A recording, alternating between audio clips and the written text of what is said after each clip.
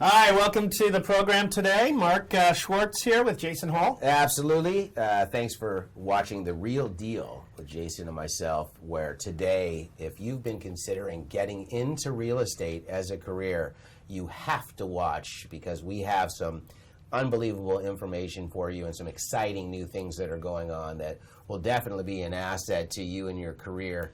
And so you got to watch. And on top of that, I mean, how are these market conditions right now? Yeah, so we're going to cover some market conditions, and we're going to talk a little bit about what it takes to be in the industry. Sure. And so, you know, let's kind of start off with an update on market conditions. You know, here in San Diego, it goes without saying it's expensive, but Yeah. For those that are waiting for, you know, perhaps a market correction, Thank you. because of the low inventory, it's not going to happen anytime soon. I mean, you're out there, your people are out there, but that's what I'm hearing. Right. And it is price range specific. So the upper end market might be a little bit slower right now because the equity markets are so hot. But that price range, you know, that most first-time buyers are in, that median average price home, still multiple offers. Yeah, there's no question about it. You know, what I'm finding out is, like, I've never heard more people say they were interested in buying or selling real estate and then not make a move. Okay, Yeah. so to whereas, you know, at this point, it's like everyone's waiting for something. Can we get me on the screen here?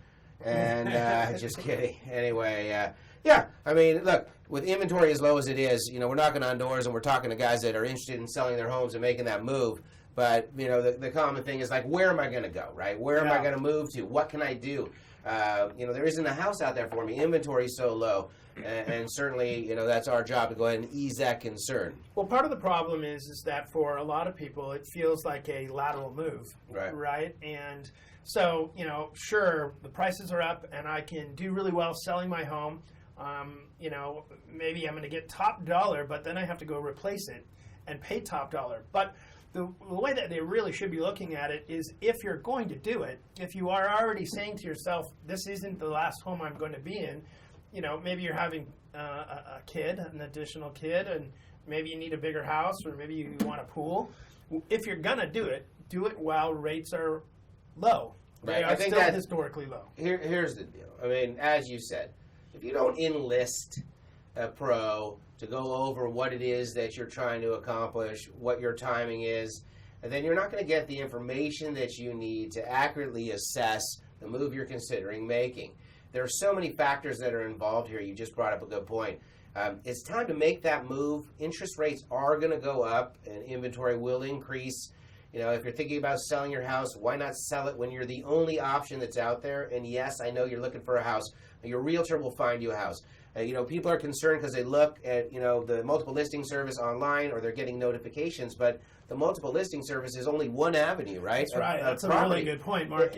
You know, what people need to understand, let's say, for example, we have a client that is interested in a particular homeowners association, a condo complex, and there isn't any inventory.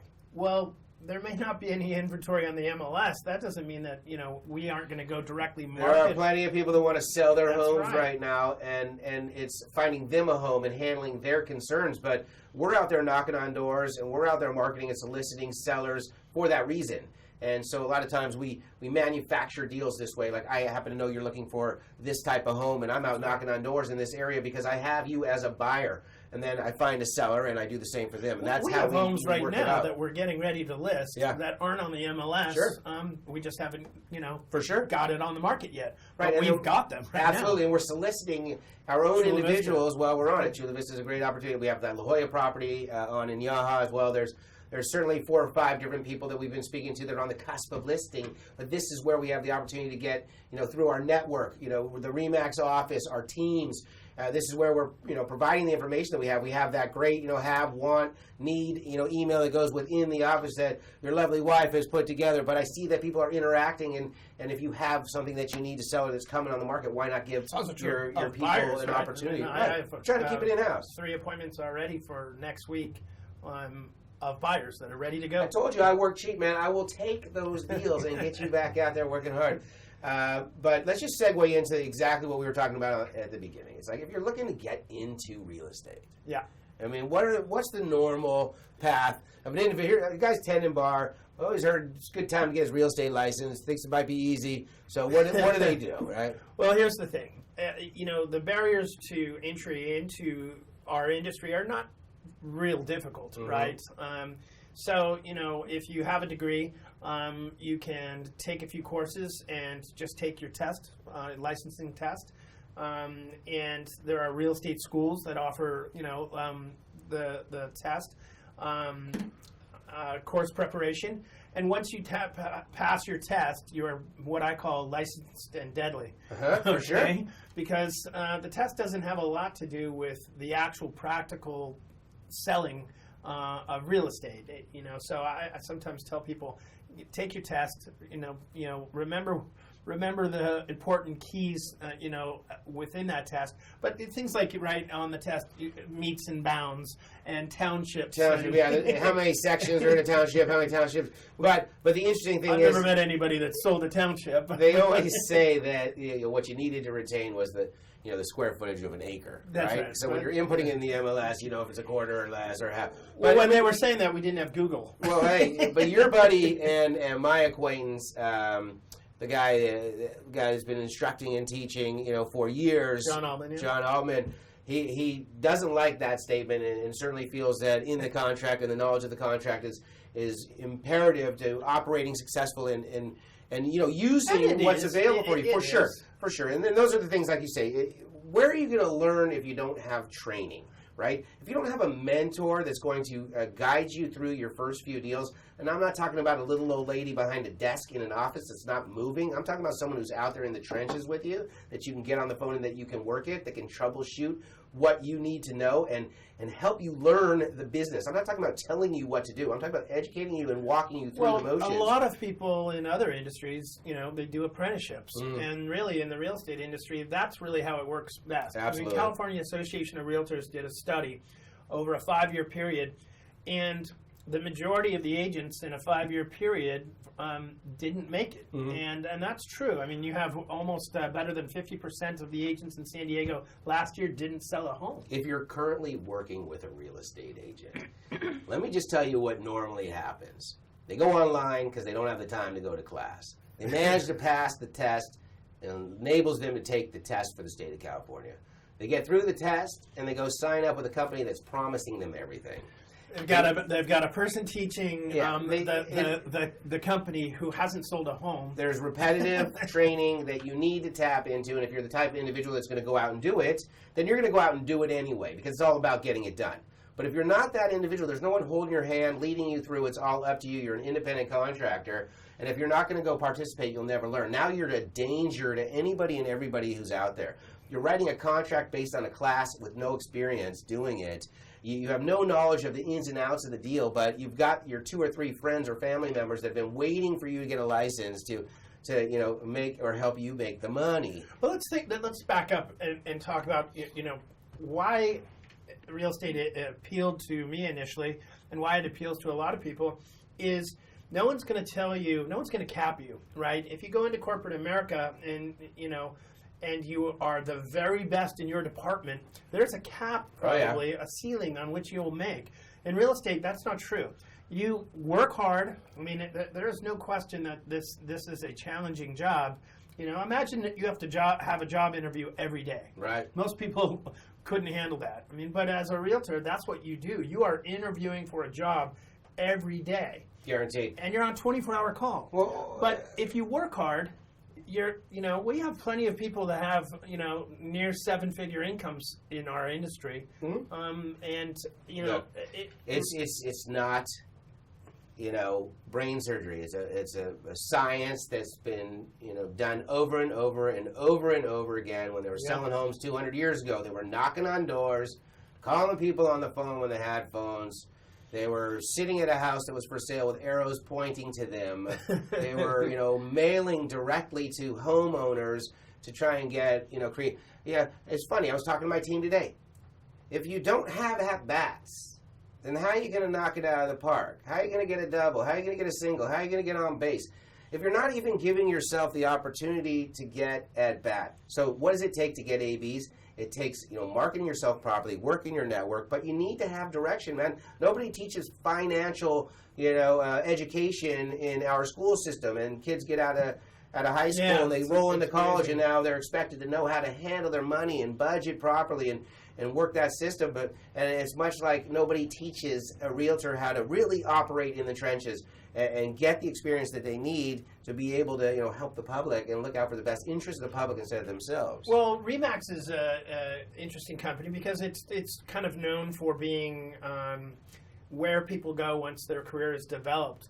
So, I'm excited about, what we've been doing over the last year, and you and I are going to continue to work on this together, and that's the mentor program.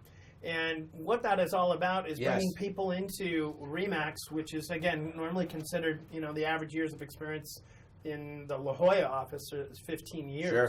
So we want to bring in some fresh, young people that are motivated and literally walk them through the transactions, meet once a week, talk about the contracts, talk about marketing.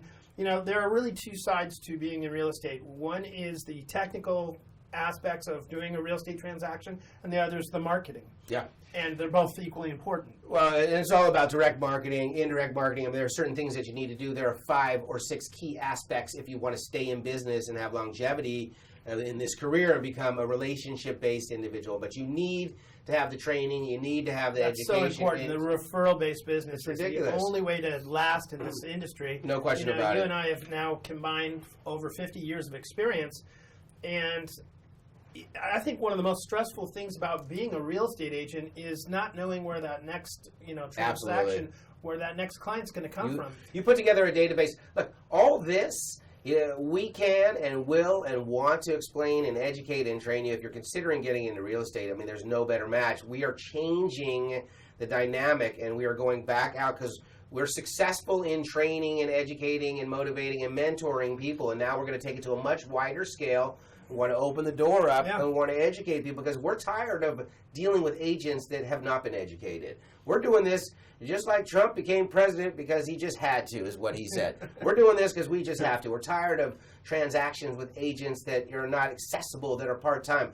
People that haven't gone through the motions don't understand the negotiations of the transaction. We're taking it upon ourselves, man, to educate, people in the industry. We're bringing in a better breed of realtor. It's fun to watch, too. Watching agents, especially ones that come from other organizations, and when when you're talking about having in my case thousands of transactions that I've participated in, I learn things new every day. Yeah. So being in real estate is about constantly educating yourself, keeping up to date on current events, knowing the market conditions. But here's an example from yesterday's class. We were talking about how important it is just to know, as a buyer's agent, the freeway system in San Diego. Or if somebody wants a craftsman style home in the $500,000 price range, knowing which area to look at. How about knowing rules and regulations as simple as passive or active removal of a contingency? How about saying to your client, look, agents are very confused about telling the client, you're going to lose your deposit if you don't remove your contingencies, which is so inaccurate. The contracts there gives us a lot of agents don't even know what the word contingency means. So, again, you know where to find us. We're all over the place. It's Jason Hall, it's Mark Schwartz, it's Remax Associates in La Jolla. You're watching live. I mean, if you're in the business now and you need a boost, if you're considering getting in the business, you got to get a hold of us. What we got going on now is really going to help you elevate your business and help you escalate a new business into where you want to be. And so let's now take a moment, because the one thing that we're passionate about is obviously getting those $800,000, $900,000 homeowners. If you own a house and it's your second home, you bought a condo and then you bought your house, your family's growing, maybe you're downsizing and you've been hesitant to get into that $1.2 million, $1.3 million home. It's a bit of a jump. I know seems lateral because you're getting a lot for your house and you're getting into it, but it really isn't at this point. You're still going to put down a difference of about $400,000 or $500,000, and you got to watch that interest rate. What are you going to do? Wait another year and a half, 2 years when interest rates are at 6 or 6.25, and they will be there, I assure you. then that same payment's going to be up another $800 or $900 a month. There isn't anything down the road that is suggesting that we're going to have a 2007, 2008 event, sure, a financial crisis, because again, without getting into all the details, there is no shadow inventory out there. No. The people that are buying right now are, this is the highest level of cash buyers we've ever seen. Sure. And they're using large down payments. And, because of that, people have equity. Yeah. And there aren't, I was asked yesterday, again, from a client, I wanted to see a list of short sales. And, I have a specialty in short sales. Mm-hmm. It's something that I specialize in. I haven't seen one.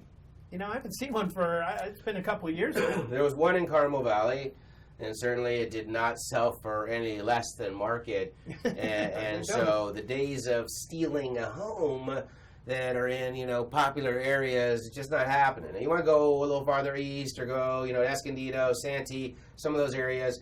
I'll tell you, they're still popping, though. I mean, those median home prices, they're rolling, and that's what's bringing up, what this new project that we have going on, we're trying to capitalize on, where the money is. The money's in the median home price.